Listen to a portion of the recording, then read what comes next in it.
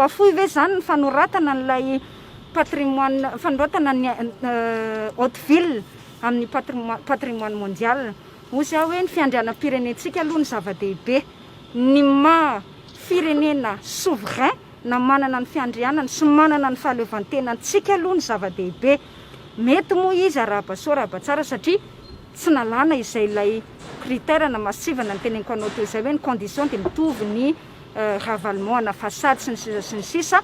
Mety izy araba-soa tsara, tsy mety izy sika mireharea fa manana an'izay fiandrianantsika izay. Tsara ny afantarantsika hoe ny tena mampikatsa ny tetikasa io dia ny fotodrafitrasa rehetra manerana n'ity haute ville ity, izay efa niteneniko teo fa lasa moderne daholo dia tsy mifanaraka amin'ilay paysage architectural. Ity rovana Antananarivo ity na ny lapany Manjakamiadana na izay fotodrafitrasa rehetra vita misy ato anatiny ity atao hoe anaty rova ity dia tsy nangatahana fanoratana mihitsy amin'ny patrimoine mondial. Tsy averiko indray mandeha zay, tsy nangatahana fanoratana amin'ny patrimoine mondial ny rovana Antananarivo amin'ny ankapobeny.